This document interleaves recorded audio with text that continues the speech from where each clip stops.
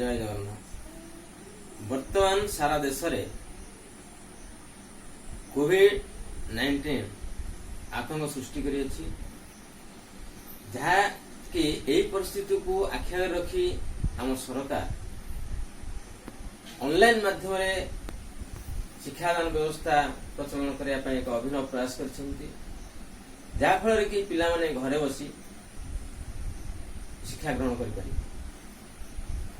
वर्तमान समय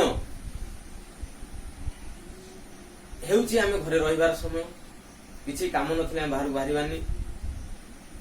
तले एई जो कार्यक्रम सरकार तरफ नियायछि ताहा एक स्वागत योग्य कार्यक्रम पदक्षेप। वर्तमान पिला माने तुमମାନଙ୍କୁ एही कार्यक्रम को स्वागत करुछि।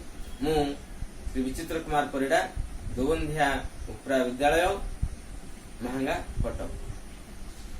जहा पिला माने एई समय जो घरे रुह, किछि काम नथिले बाहर बाहरनी एवं घरे रही सबले ऑनलाइन माध्यम जो पाठ पढ़ा होछि ताकु टिके देख आउ पिलांको किपरि अछो। ए महामारी समय भगवान कृपार भले था। तले आज आमे साहित्य बहीटे पढ़ा, जहाँकि यही चित्रटी गोटे लक्ष्य पिला माने ए चित्रटी को भल कर देख कौन देखुच कह देख आदरे एटा कौन देखुच कहलो। जने ऋषि किछि छात्र को धरी पाठ पढ़ाउछि कोडी ना बण मध्य।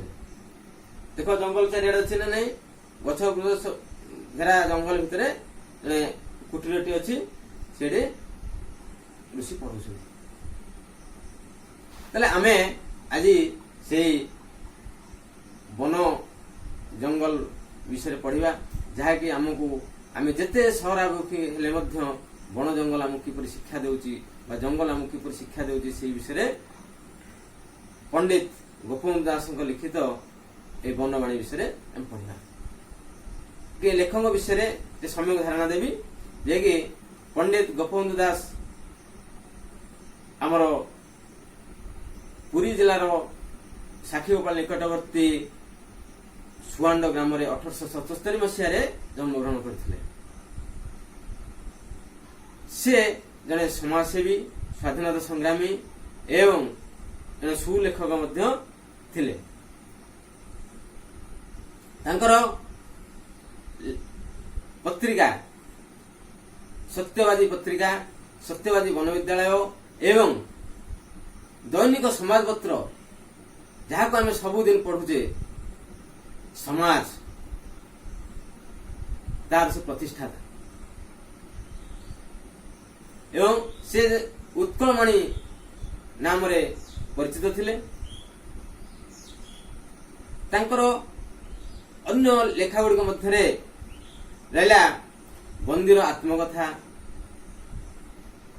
गो महात्म्य, कारा कविता एवं धर्मपद आदि प्रधान थे।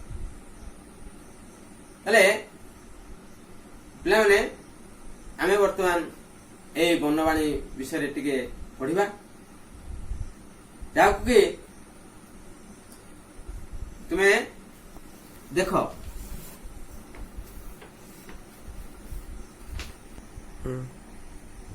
तले मु पढ़ुची आगे सुन। अरण्य भारतीय सभ्यतार केंद्र। ए जो अरण्य भारतीय सभ्यतार केंद्र। पाश्चात्य देशर प्रतिभाशाली व्यक्ति माने, पाश्चात्य देशर प्रतिभाशाली व्यक्ति माने सहर रे लालित पालित नहले मध्य सेमानकर जीवन कार्यक्षेत्र प्रधानतः सहर। पाश्चात्य सभ्यतार प्रभाव रे वर्तमान भारत जा हेउना कहीं आभामान कालरू भारतर महापुरुष माने अरण्य को आपणार साधना क्षेत्र वा सिद्धि क्षेत्र भाव निरूपण करथिले। भारतर जो समस्त तत्व प्राचीन काल रे पृथ्वी को आलोकित करिथिला, पृथ्वी को आलोक देइथिला, अद्यापि जहाँ भारतीय सभ्यतार मूलभित्ति रूपे विद्यमान से समस्त आविर्भाव एई वन प्रदेश रे।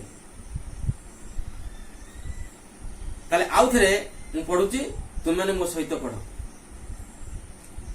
अरण्य भारतीय सभ्यतार केन्द्र, पाश्चात्य देशर प्रतिभाशाली व्यक्ति माने अधिकांश सहर रे लालित पालित नहले मध्य सेमानकर जीवन कार्यक्षेत्र प्रधानतः सहर।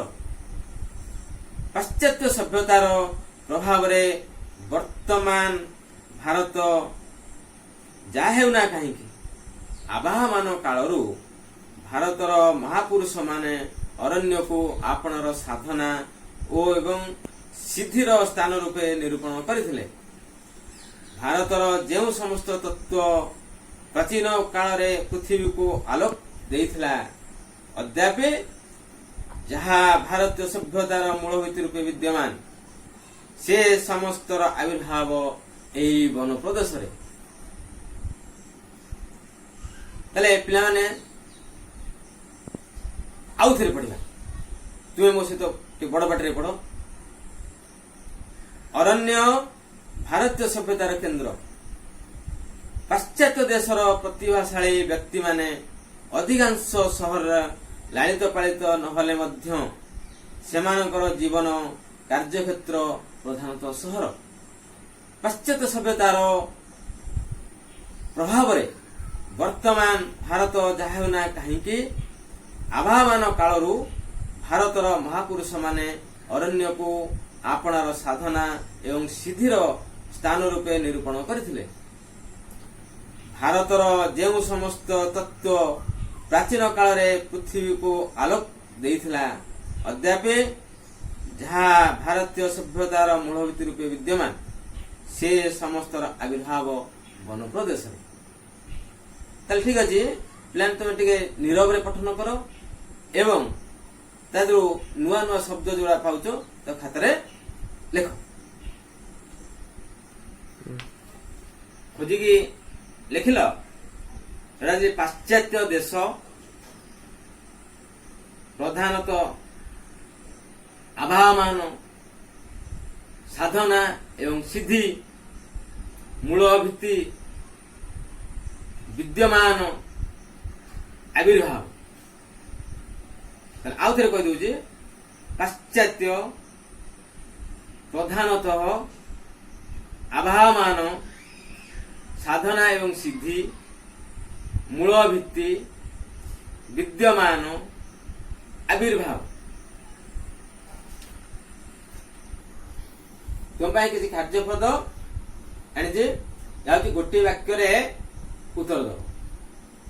पुरातन भारतर छात्र माने केउ स्थान रे रही शिक्षा लाभ करुथिले। पुरातन भारतर छात्र माने केउ स्थान रे रही शिक्षा लाभ करुथिले। 2 नंबर रेला अरण्य केउ सभ्यतार केन्द्र बोली कहा जाए। अरण्य केउ सभ्यतार केन्द्र बोली कहा जाए। ताबे कार्यपद 2 रे रहिला तुम भाई किसी भिन्न जातीय शब्द बाछिया पड़ो। तादर मु चारोटी प्रत्येक रे चारोटी शब्द देइछि। तादर गोटे भिन्न शब्द अछि, से भिन्न शब्द को बाछिकी तुम अलग कर दो। प्रथम रहिला जोगे मुनि ऋषि रोगी। जोगी मुनि ऋषि रोगी आदर जोटा भिन्न शब्द ताकू बाछिके अलग कर दे। तबे तुम आउ गोटे प्रश्न दउछे वन पर्वत उपवन अरण्य। वन पर्वत उपवन अरण्य आदर जोटा अलग ତାକୁ ବାଛିଦିଅ ଅଲଗା କରିଦିଅ। ତାର ଆଉ ଗୋଟେ ଦଉଛି ତରୁ ବିହଙ୍ଗ ଦ୍ରୁମ ମହାଦ୍ରୁମ। ତରୁ ବିହଙ୍ଗ ଦ୍ରୁମ ମହାଦ୍ରୁମ ଆ ଦେହରୁ ଯୋଉଟା ତୁମକୁ ଅଲଗା ଲାଗୁଛି ତାକୁ ବାହାର କରିଦିଅ, ବାଛିକି ଅଲଗା ରଖିଦିଅ। ତାହେଲେ ତୁମ ପାଇଁ ତ 3 ରଖିଛେ କ ସ୍ତମ୍ଭ। ତାହେଲେ କାର୍ଯ୍ୟପଦ 3 କ ସ୍ତମ୍ଭ ଏବଂ ଖ ସ୍ତମ୍ଭର ମିଳନ କରିବା। କ ସ୍ତମ୍ଭରେ ଥିଲା ଅରଣ୍ୟ ତରୁ କାର୍ଯ୍ୟ ସାଧନା। ଅରଣ୍ୟ ତରୁ କାର୍ଯ୍ୟ ସାଧନା। ଖ ସ୍ତମ୍ଭରେ ସେଇଭଳି ପୀଠ କ୍ଷେତ୍ର ପ୍ରଦେଶ ଛାୟା। ପୀଠ କ୍ଷେତ୍ର ପ୍ରଦେଶ ଛାୟା এই যে 2টি শব্দ বা 2টি স্তম্ভ রয়েছে তাদের উপযুক্ত শব্দକୁ মিলন করে বাক্য গঠন কর। তাহলে আজি ପାଇଁ শিক্ষাদান କାର୍ଯ୍ୟକ୍ରମକୁ ଏତିକି ରଖିବା। ଜୟ ଜଗନ୍ନାଥ, ବନ୍ଦେ ଉତ୍କଳ ଜଗନ୍ନାଥ।